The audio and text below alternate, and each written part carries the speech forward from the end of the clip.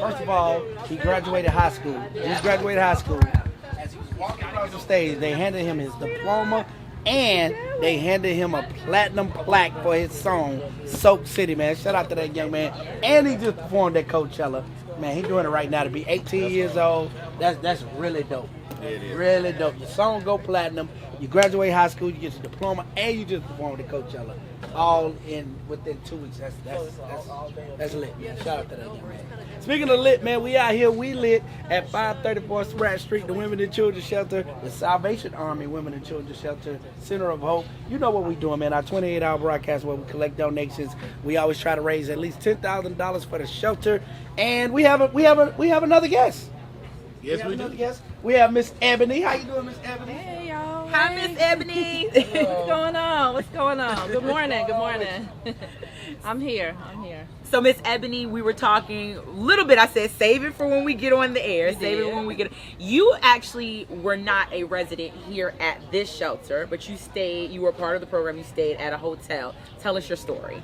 So, crazy story, not so crazy story. I actually did not stay at the shelter. I actually did stay at an actual hotel. I think when people talk about homelessness, we always think that it's this cardboard box and people are saying, hey, can you have some water? Can I have some food? But my story is a little different. I do have a college degree. I have 2 college degrees. And unfortunately, I was in a situation to where my son does have a disability, and I had to decide what I was going to do education-wise for him. And so being in the public school system was not a good fit for him. I was a teacher. I had to end up saying, okay, am I going to do my career, or am I going to make sure that my son is okay? And so I stepped out on faith and I said, I don't know how I'm going to do this. I don't know what's going to happen, but I believe in my son and I believe in his education. And so I end up losing my job, resigning from my job. I end up moving my son to a school. He ended up getting a grant, thank God, to a private school. Shout out to Crossway Academy. And from there, of course, you know, bills are still due. Life is still lifing. And I was like, oh my God, did I make the wrong decision? You know, what did I do? And I just had to stand still and firm on my faith. And I found myself not being able to come up with, you know, the bills and not being able to pay certain things. And so I did end up reaching out to the Salvation Army. And that's how I end up being inside of the hotel. Was there I was homeless for a year, but was at the hotel for about almost 6 to 7 months. After that, I was able to secure housing. My son is doing extremely well. Yes. I know that I made the right decision.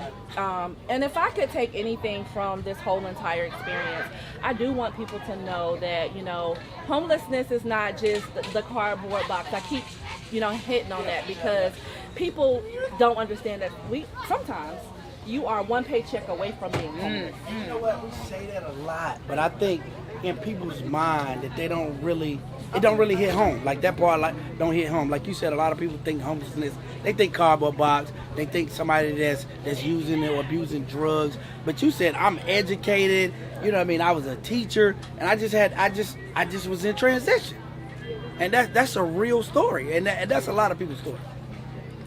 And I think a lot of people too, you know, when we talk about homelessness and we talk about poverty, you know, poverty and homelessness is one and the same field. Mm-hmm. When we talk about poverty is you are able to pay your bills and you're not homeless. But at the end of the day, you're paying all your bills and you're doing everything, you don't have food in your house. Yeah. You don't have enough of gas to get to your job. So that's still a sign of poverty. And I just want people to know that, you know, it gets better. I'm saying that now because I'm on the other side, but stand still. This was not an easy process. I'm going to say that, but I am so blessed that I stayed the course. I'm blessed that the Salvation Army stayed with me. I reached out to a lot of supporters. I reached out to Jeff Jackson. Shout out to Jeff Jackson. I've never met him, but he was very instrumental in supporting and helping me as well. Shout out to his lovely wife. I have not met her either, but I know behind every man, there's a good woman. Come on now. Okay? Come on. So I know that I did have the support, and it's okay to ask for help. I'm very independent. I'm the person that always helps everybody. And so what happens when the help needs help? The help needs help. You know, and it's like, oh, you actually need help? Like, Right. you homeless? Like, what? Yeah, I am. I actually need help. And I want to tell people, no matter how strong you are, ask for help. It's okay. It's nothing to be embarrassed for, because you can give God your glory. Yeah. And regardless of what you're going through, you know, if you have to make a decision like I did, I'm happy with my decision. My son is thriving. It was a very hard decision, but I know that sacrifice was worth it. Talk to us about the impact of the Salvation Army and on your life, your son's life, and your journey. So I am in a place where I am happy. We are safe. The Salvation Army has provided many resources for me, you know, helping with financial literacy. And so I'm able to take that same knowledge and help someone else. And I'm grateful for that. They are constant. I have a caseworker. She's, you know, very, very nice, constantly checking up on me, giving me resources in the community. And I'm like, okay, good. I can go, you know, share that. Education resources. Although I do have a master's degree, I want to go to law school. I want to be an advocate. So I'm looking for maybe resources. Anybody out there?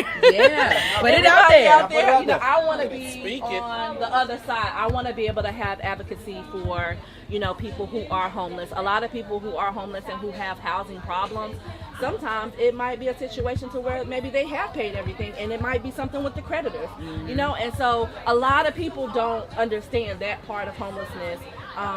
The most important part too is we have college students who are educated, but we have homeless college students. And so when they're going through college and they're doing all of these things, where do they go when the school is closed? So where do they go? How can we help those people? So I want to be able to maybe team up with the Salvation Army and, you know, just be a resource and continue to help people and let people know that it doesn't have to be the end of your story. It can be a great testimony. Yeah, we out here, you know, we're collecting our donations, so we got to ask you, what would you tell somebody to make them donate today? Like, what would you tell them? Oh, it could be you. You know, it could be you. You know, you never know where a person is, and you never know how that little seed that you sow in someone can take them a long way. I'm living proof of it just by someone, the Salvation Army, believing in me and saying, okay, I see something in her. We're going to help her. I'm ready to take off. I'm ready to take off. All right, thank you, Ebony. Thank you for being with us this morning. We appreciate you. And congratulations. Congratulations. The best is yet to come. Yes. Keep going up. Thank you. All right, what's the plug, man? We live at 534 Express Street, Power 98.